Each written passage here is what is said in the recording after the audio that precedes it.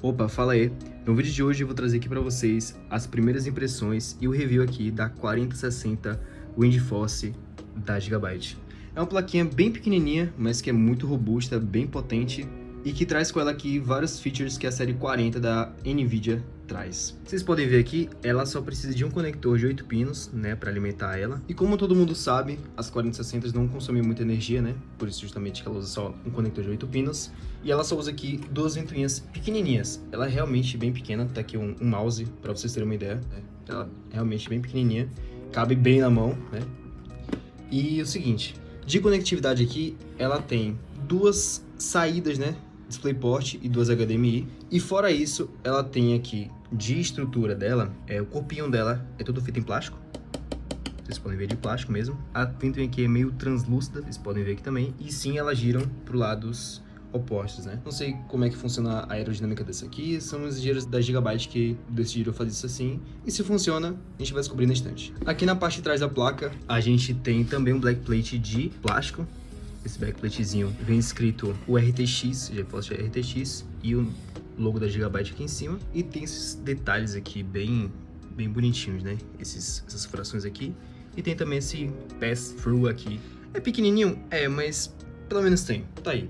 Uma placa bem compacta e bem potente. Ela tem mais ou menos o desempenho de uma RTX 2070 Super, tá nessa faixa aí. Então ela é bem potente. E bom, pra quem não sabe, eu tenho uma 2080 Ti aqui no meu PC. Então a gente pode fazer aqui alguns comparativos, né, entre as duas séries, série 20 e série 40. Então é isso aí, vamos instalar aqui no PC e vamos ver como é que essa bichona se comporta.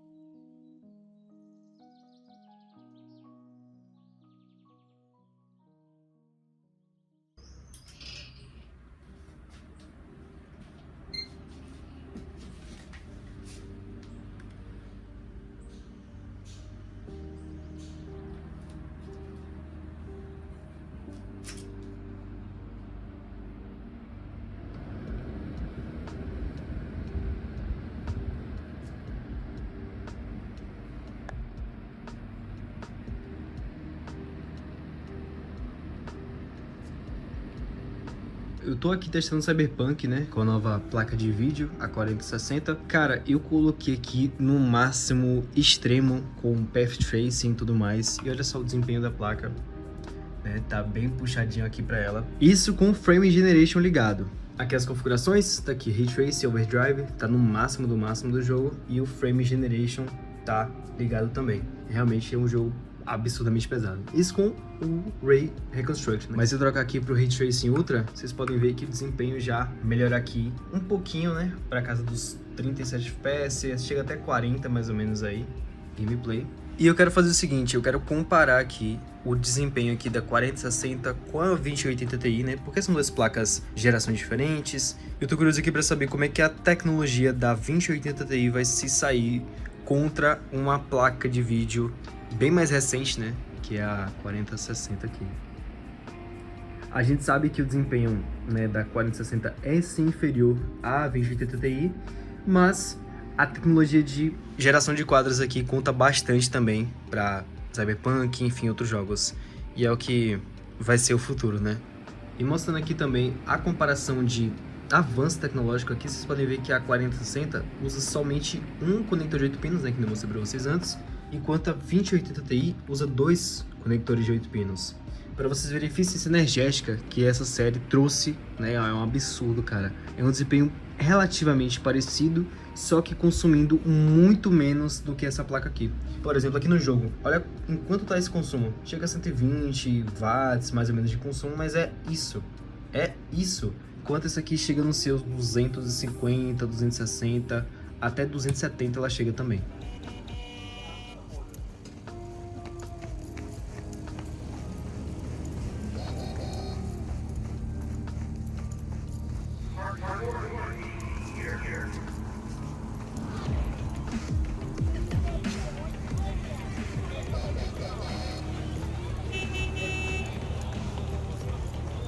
Kisa!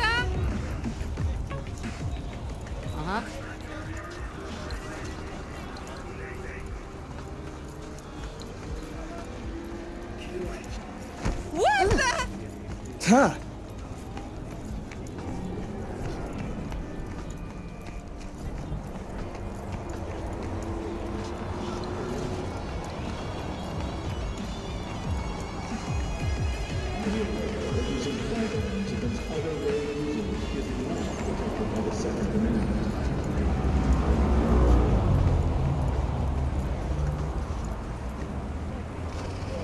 문제 그 자체가 되세요.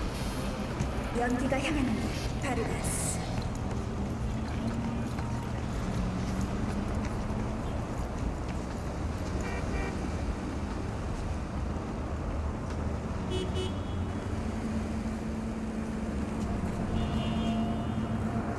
Bom, pra quem conhece essa placa aqui, sabe que ela tá com a fama de ser uma placa extremamente quente e que muita gente estava tendo problema de temperatura por conta disso. Então eu vou deixar aqui agora na tela algumas fotos que eu tirei do hotspot e da temperatura da GPU depois de ter feito benchmark com a placa. Como vocês podem ver aí, não é nada absurdo, não é nada fora da realidade. Sim, ela tem um hotspot relativamente alto, né, para uma placa zero, mas cara, ainda tá dentro da barreira do aceitável, sabe? E por ser uma placa de entrada também é, entre aspas, desculpável. Não é normal, né, não é a melhor temperatura do mundo, mas é o que a Gigabyte tá oferecendo aí.